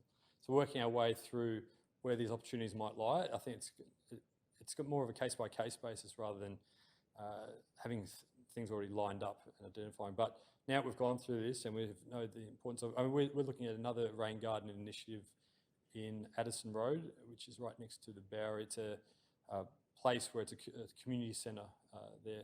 So we're looking at putting another rain garden in there. Not to this sort of technical rain capture. On council land or other land? This is on other land, yeah, but it's going to have council input. So once again, there's going to be a lot of different stakeholders. Yeah, exactly. So the co-governance is going to be important. So I'm in preliminary preparation stages for that. So that could be something to talk about in the future. Nell, did you have something for us? No. You got the microphone. I know, I'm holding the microphone. I was just going to ask a bit more of a legal question. Like, what kind of agreements did you have to enter into with the school and the education department? Is it a leasing type agreement or? Yes. Yeah, what was resolved? Oh, look, the ideal agreement is like an access agreement, and that's a document that goes through where each of the stakeholders' roles begin and end. And even though as the council, we did a lot of the construction, now it's done and dusted. Our role is just up to the road and maintaining water inflow through the stormwater is clear to access the site, then everything else is onto the Department of Education, the school, to manage everything else. So that's an important piece of documentation that really needs to be agreed to and signed prior to any of this. But yeah, the legal team were able to pick apart all these different aspects, and there's the construction side, but then there's the long-term side, and the maintenance is part of that long-term side, and that's important as well. And the school manages the maintenance? That's right. Okay. Yeah. Sounds like we should leave it at that. All right. Oh, thank you very Okay, much. thanks, Alistair. And Lyndall is up next talking about urban waterways. Oh, tag team. Give me a sec, see if we can find this. Which one's yours? The bottom one. Is That one? that okay to just sit there? Yeah. Are we good? This is what you want? We have to launch it into a slideshow. Yep. So we're going from the small scale to big scale. Hi everyone, I'm Leanne Niblock from Sydney Water, and I'm sharing today's presentation with Lyndall. I appreciate this is the hardest slog of this afternoon session, right before afternoon tea. Do you want to got my, there? It's there. Yep. So this is the last presentation was a nice segue to this one, because we are also talking about waterway health in the Cooks River catchment.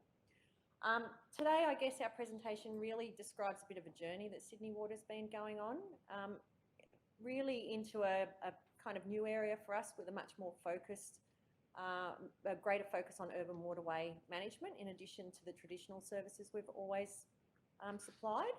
And I guess also looking at how those services come together to deliver the kind of livable cities that we're all been talking about, and the kind of places that the communities want to see. Before we start, just an acknowledgement of country. So Sydney Water respectfully acknowledges the traditional custodians of the land and waters on which we work, live and learn. We pay respect to elders past and present, but we also want to specifically acknowledge the traditional custodians of the Cooks River catchment that we're going to be talking about today, together with other Aboriginal people who have made it their home. So just a bit of a summary of what we're going to cover today. I don't need to really go through that. So just some context about the Cooks River catchment. The catchment area is about 100 kilometres squared in size. It discharges to Botany Bay. We're not the only, it's not the only catchment that discharges to Botany Bay. It's actually quite a small catchment in comparison to the Georges River catchment, which also discharges to the bay. It does include Sydney Airport, and it's home to around 555,000 people. It's one of the fastest growing areas in Sydney, and in fact, it's home to about 10% of Sydney Water's customer base, but it only covers about, I think it's less than 1% of Sydney Water's area of operation. So it gives you an indication of how dense this area is. It's very diverse in its housing type. So there's a lot of single-storey detached Federation dwellings, and then there's some really significant high-rise precincts. If any of you are aware of Walleye Creek, you'll know there's some really big buildings around there. So really quite mixed types of land use.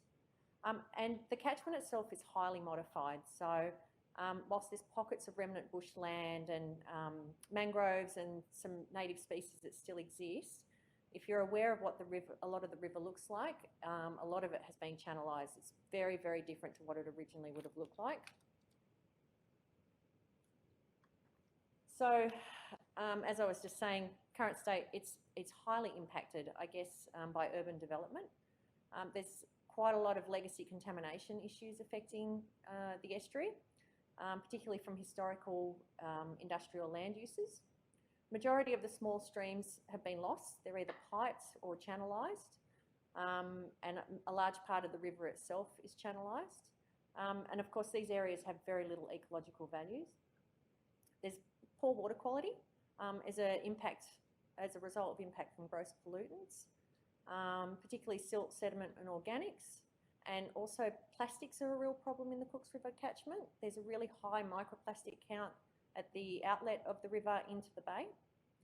There's some wet weather overflow problems from the wastewater system, and there's flood issues around there. So there tends to be a lot of flash flooding issues. But also, if you're aware of the community that lives around the Cooks River catchment, you'll know that they really highly value the river. There's a lot of recreation that occurs on the banks of the river, and there's a very green spine that follows the Cooks River path. The Cooks River path is really busy on the weekend. If you go down there, it's like a conveyor belt of people on bikes and walking down the path. Surprisingly, there's a really diverse bird and plant population that still exists in pockets down there. I live in the area, and I'm really surprised at the amount of small birds that actually exist around there. One of the really positive things it's got going for it is it has a really proactive and particularly green-minded community. So obviously there's the Cooks River Alliance in partnership with the councils that has a direct role in trying to improve the health of the catchment. There's a large volunteer base, and there's a lot of special interest groups there. And we've seen changes happening in this catchment already. So there's been a lot of channel naturalisation undertaken by Sydney Water. The council's invested a lot in park upgrades, and you can see there's an image down the bottom of the new Lang Road Bridge that's just gone in Hurlston Park. And the Cooks River Alliance and the councils have done a really good job of starting to bring the Aboriginal cultural history to life. This starts to look at, I guess, the vision for the Cooks River, both from the Cooks River Alliance and Sydney Water's perspective. So Sydney Water's got I guess, a relatively new 10-year strategic aspiration for waterways, really focused around the waterways being clean, healthy and safe for swimming and recreation, and that they're world-class and support thriving, livable and sustainable cities. And this is really closely aligned with the Cooks River vision, which talks about having a loved and healthy river valley enriching the heart of Sydney. And underneath the Cooks River Alliance broad vision is, I guess, some more detailed objectives around biodiversity, Aboriginal cultural history, access and recreation along the river, and good governance. So this slide looks a bit busy, but it really describes Sydney Water's aspirations for healthy waterways and talks about a different range of horizons. So really where we want to see ourselves in 10 years is that the waterways are clean, healthy and safe for swimming and recreation. They're world-class waterways and they support thriving, livable and sustainable cities, and our environmental performance is also world-class. So it's obviously, there's a number of steps to get us there, but that's where we want to see we're truly headed in 10 years' time. So you might ask, why is Sydney Water so interested in this catchment? This is probably slightly different to other parts of Sydney. We actually are responsible for around 80% of the trunk stormwater catchment in this area. So if you think about the previous map where I showed the catchment context on that map, it very neatly fits into this highlighted area on this image here. So as a result, we have a really direct role in waterway health and a really direct role in flood management just through ownership of that infrastructure. We obviously have a lot of wastewater infrastructure in the area. That some of it has ageing and capacity issues that need addressing. And we do have a problem with some wet weather overflows in certain parts of the catchment.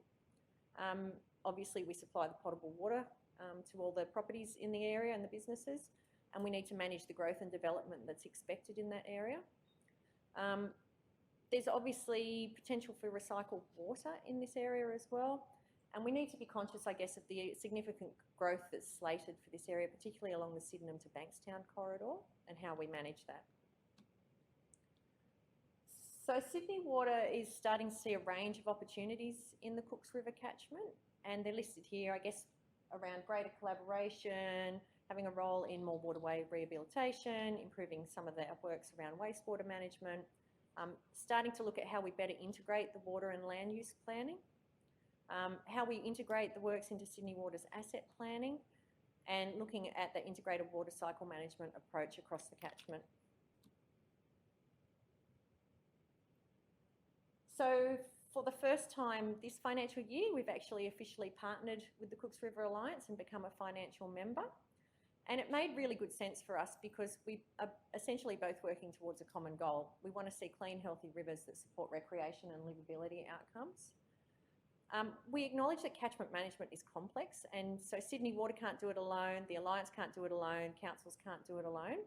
The responsibilities are shared across a range of agencies, so it's really important that we come together and work on these. And Sydney Water's had quite good success working with the Parramatta River Catchment Group.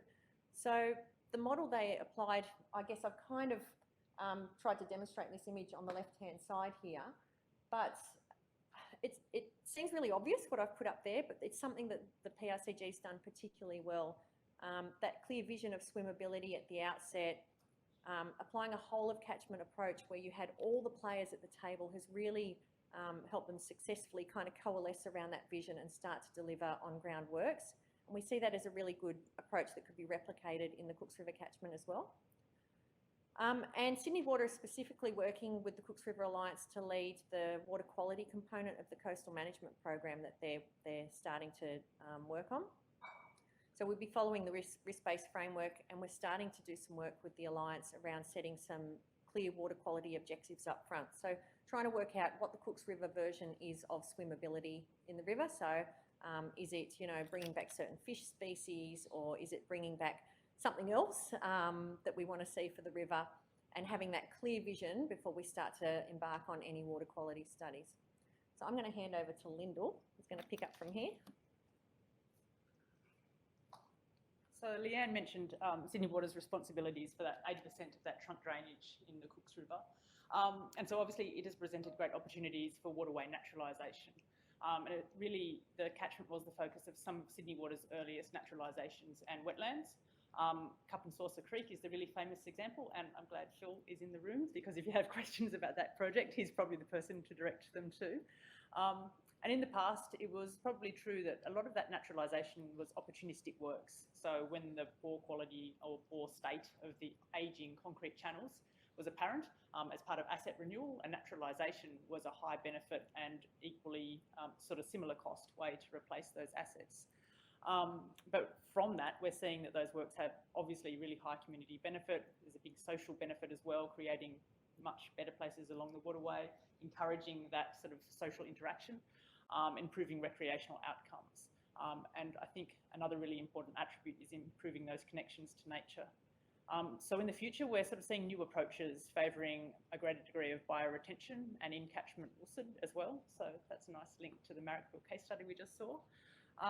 And increasing our partnerships with councils. And we're also increasingly seeing those sort of projects and approaches being applied to other catchments with channellised assets, particularly in Sydney Harbour. And I think a really important and interesting attribute of that program as it's evolved has been Sydney Water's ability to demonstrate customers' willingness to pay for those naturalised outcomes. So if you know anything about Sydney Water's regulatory and funding framework, you know that IPART likes us to demonstrate customer willingness to pay for anything that's seen outside as our core delivery of services. And customers in stormwater catchments are really keen to pay for those benefits. So 85 cents a customer per year was the going rate.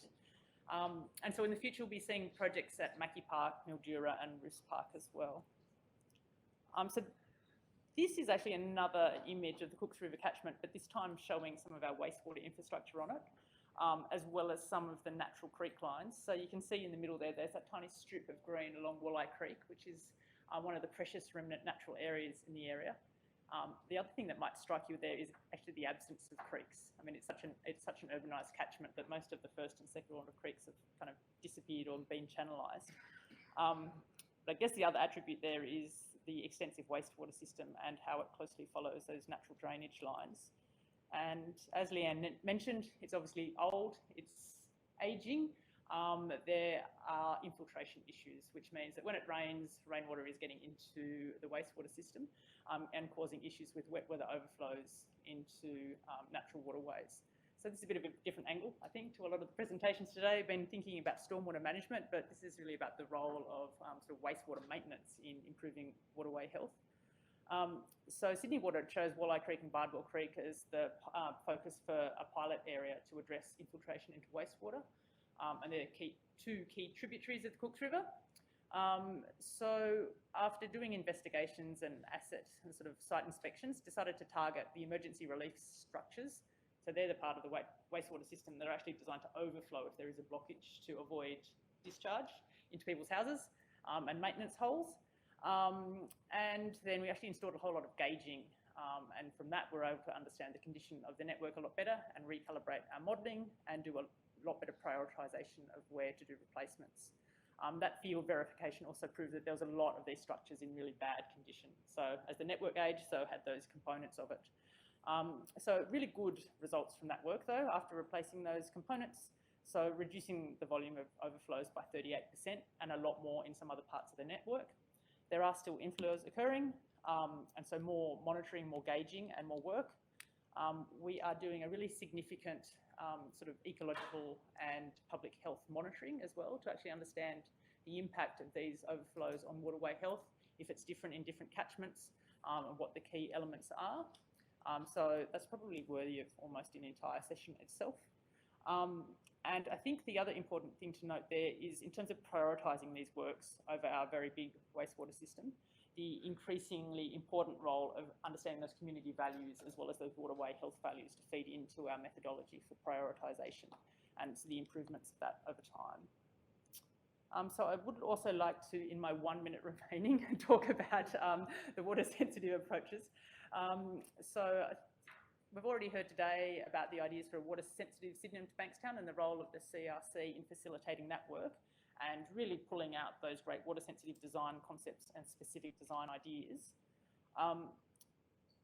And from these, Sydney Water has actually pulled these ideas into our overall Eastern Sydney Regional Master Plan. So you can see from the map there that is clearly covering a service area a lot bigger than the Cooks River. But those same principles are being applied, so resource efficiency, circular economy, recovering wastewater, and it also improving waterway health and embedding waterway naturalisation as a key way to deliver the community benefits that our stakeholders told us they wanted. And one of the key things that we're doing as part of that strategy delivery that you saw on the previous slide was actually aligning our internal decision frameworks so that our detailed service planning can actually deliver those outcomes that we've identified. And then this is probably the last key thing. So Phil's talked about what level of retention and what level of sort of stormwater management do you need to achieve those waterway health outcomes. So we also, I mean, other work Sydney Water has done has also identified flow reductions of between 30 and 75% in urbanised catchments to rehabilitate waterways. Obviously in the green fields, the Western Sydney sort of area, those focuses are about 75% are reasonable if you're seeing the excellent performance of those new typologies. But performance gains are harder to find in those infill areas, especially when each area of land is working harder and you've got more density already.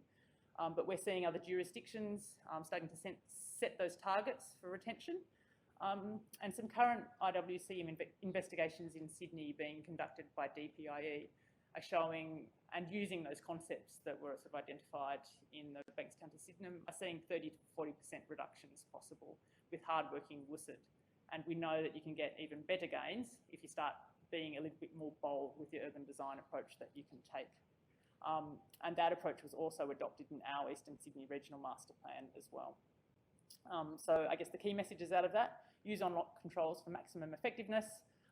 We have recently just received our report on green infrastructure stormwater retention performance, which sounds a bit dry, but it's quite exciting because we've done the work now of assessing from a range of national and international studies what the actual retention performance is of different parts of WSC design and the key determinants of performance.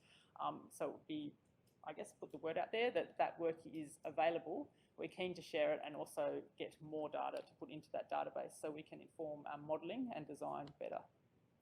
I think this slide, in my probably 10 seconds left now, is reiterating what we've heard about the PRCG.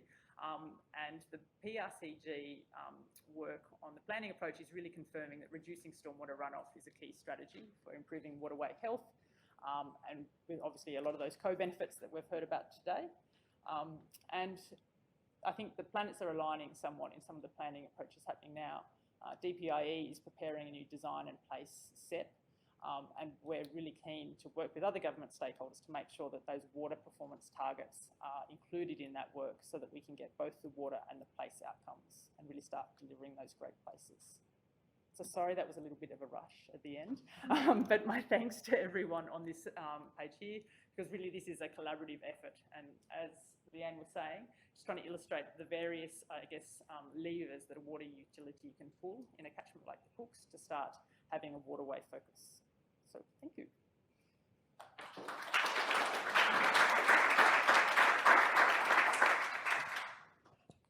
There'll be some questions, won't there? Thanks, Leanne. Thanks, Lyndall. Christy.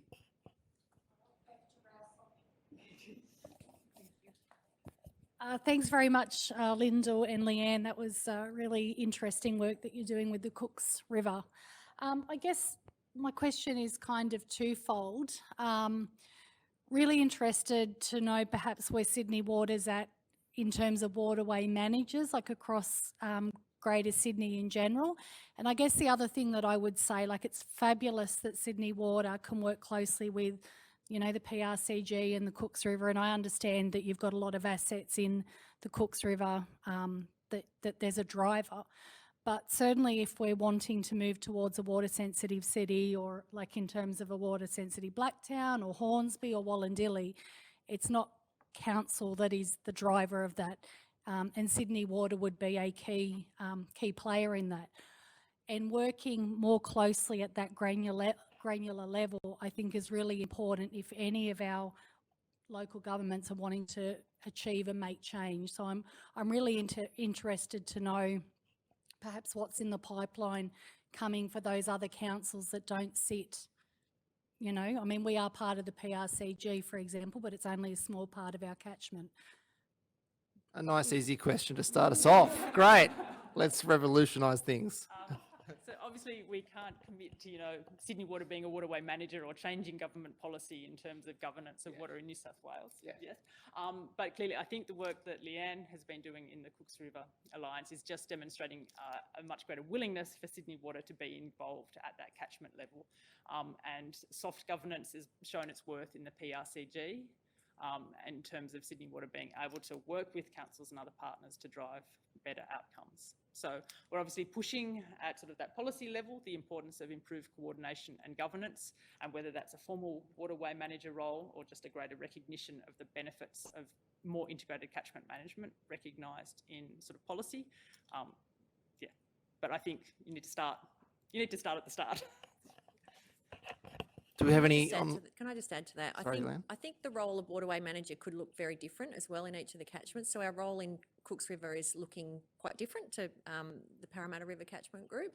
But I think the benefit of having us involved is that we can take the learnings from all those catchments and look at where they can be shared. I'm glad to hear it. Any online questions? Jan?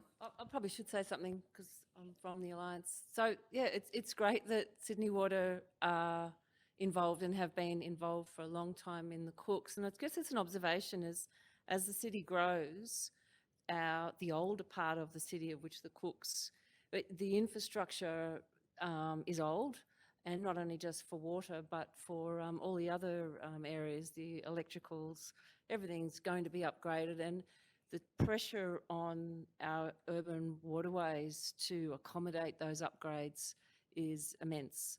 And I think it's to Sydney Water's credit that they're tackling it because they've probably got the most assets to tackle and the oldest infrastructure. And I would love to see roads have a similar ethos as Sydney Water is going through, that's carving up our waterways, fuel pipelines, electrical grids. All of these things are having impacts on our waterways, and I just congratulate Sydney Water for being proactive in tackling this, because it's not an easy issue, is upgrading old infrastructure. Yeah, thanks. So no question, sorry. Thank you. That's great. Now, who hasn't asked a question? No? Sorry, David? There's a chance. Anyone got anything else? All right, I guess we'll have to hear from David. I think I agree in terms of just echoing that comments about having Sydney Water involved, particularly for the Cooks, because it's got, such a significant part of the trunk drainage. I think one of the other real opportunities for Sydney Water, particularly because Cooks River also, I think, has significant amounts of infill development, has there been much thought given to the combination between catchment management goals and water conservation, water reuse objectives? Because I think that's the other real gap that's been missing, I think, in these infill developments, is the role that we have for recycled water opportunities. And I think that that's another great reason for Sydney Water to be involved.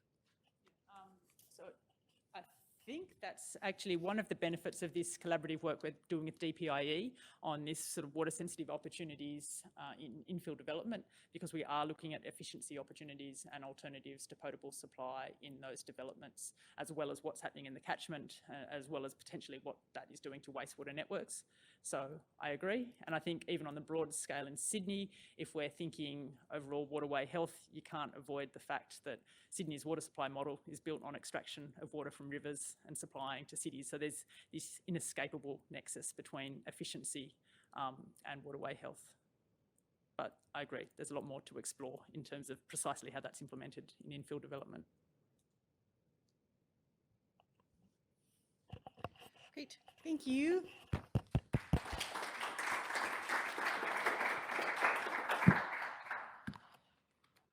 All right, so that is the end of the session. But before we break, I'd like to launch the new knowledge platform, which is just the new website. It took me like at least an hour in a meeting to figure out what they were talking about when they were talking about a knowledge platform. It's just the new website, just so you know. But it's very exciting because it is our legacy website. It will continue after the CRC for Water Sensitivities ends in June. And then it's going to be the main way for people to have ongoing access to the outputs from the CRC. It holds the 1,800 tools, resources, and products that were developed since it began in 2012. At the end of the CRC, all these tools, resources, and guidelines will be publicly available, which means they're open access for all. The knowledge platform includes links to all the journal articles, but they're copyright, so we can't just give you those. You have to pay for those ones. All the information about the CRC, governance, research programs, reporting, etc. will still be available in the legacy section. And the platform is essentially a new front end of the existing website, so designed to make the resources the main focus rather than the research activities. So there's 4 different ways you can search on this as well. So you can choose a topic from the water wheel on the homepage. You can go straight to the tool or case study. You can search for a resource, or there are also guided questions to help you as well. So if you have any questions about that, don't ask me because I haven't actually looked at it. Play around on the website yourself and find everything you want. So that's going to end this session for now. We're going to be back at 4 o'clock for the last session, which is national. Hopefully it'll be displayed on here like it was before. So morning tea is out there. And pardon me, afternoon tea? Afternoon tea. So help yourself. People online, thanks for joining, and see you at 4.